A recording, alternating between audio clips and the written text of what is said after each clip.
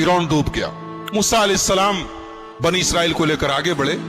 आगे पहुंचे तो अल्लाह ताला ने मूसा अलैहिस्सलाम को कूहे तूर पे बुलाया और कहा कि ऐ मूसा, हम तुम्हें अपनी किताब देंगे, तुम्हें कुछ खास अहकामात देंगे, उसके लिए तुम्हें तूर पहाड़ के ऊपर आना पड़ेगा। और 40 दिन तक मूसा अलैहिस्सलाम तूर पहाड़ पे थे। और आपको एक बात बता दूं मैं कि मूसा वो इकलौते नबी है जिनसे अल्लाह ने डायरेक्ट बात किया है। किसी फरिश्ते का बीच में वास्ता नहीं था, अल्लाह ने डायरेक्ट बात की है मूसा से। जब भी बात की है डायरेक्ट बात की है। तो हजरत मूसा ने कहा कि अल्लाह, मैं आपको देखना चाहता हूं। अल्लाह ने कहा लन तरानी, तो मुझे कभी नहीं देख सकते। बाज उलमा ने कहा है कि अल्लाह ताला को मूसा ने कहा लन तरानी, अल्लाह ने कहा तुम मुझे कभी नहीं देख सकते। इससे पता चला कि अल्लाह को कोई देख नहीं सकता, कभी नहीं देख सकता। मगर यह बात गलत है। दुनिया की आंख से अल्लाह को कभी नहीं देखा जा सकता, लेकिन आखिरत में लोग अल्लाह का दीदार करेंगे। जन्नती जब जन्नत में जाएंगे तो अल्लाह ताला का दीदार करेंगे। ये कुरान से भी साबित है और हदीस से भी साबित है। तो दुनिया की आंख से कोई अल्लाह को नहीं देख सकता। हमारे नबी सल्लल्लाहु अलैहि वसल्लम भी जब मेराज पर गए तो सही बात यह है कि आपने अल्लाह को नहीं देखा, आपने अपने रब का दीदार नहीं किया, जैसा कि बुखारी की रिवायत थी। तो अल्लाह ने कहा कि मूसा, एक काम करो, तुम इस पहाड़ को देखो, इस पहाड़ के ऊपर हम अपनी तजल्ली उतारते हैं, तुम इस पहाड़ को देखो। अगर ये पहाड़ अपनी जगह बरकरार रह गया तो तुम मुझे देख लोगे। फलम्मा तजल्ला रब्बुहु लिल जबली जालहु दक्का, जब अल्लाह ने अपनी तजल्ली उतारी है पहाड़ के ऊपर, पहाड़ रेजा रेजा हो गया। वखर्र मूसा सईका, और मूसा बेहोश होकर गिर पड़े।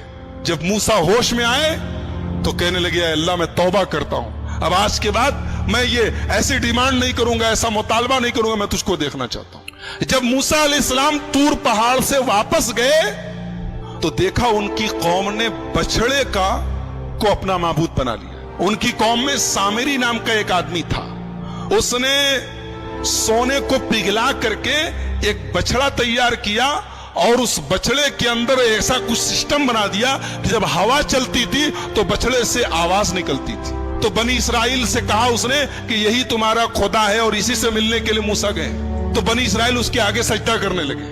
जब मूसा अलैहिस्सलाम आए और देखा कि उनकी कौम बछड़े की इबादत में लग गई है, तो सबसे पहले अपने भाई हारून को पकड़ा, जिनको अपना जानशीन बना के गए। अपने भाई हारून की दाढ़ी पकड़ ली और कहा कि मैंने तुझको अपना जानशीन बनाया था, तूने यही मेरी जानशीनी निभाई है, मेरी कौम बछड़े की इबादत में लग गई।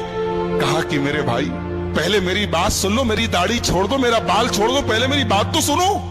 ये सब आपस में झगड़ा कर रहे थे और मैंने समझाने की कोशिश की, लेकिन मैंने देखा कि अगर मैं ज्यादा इंटरफेयर करता हूं तो बात ज्यादा बढ़ जाएगी।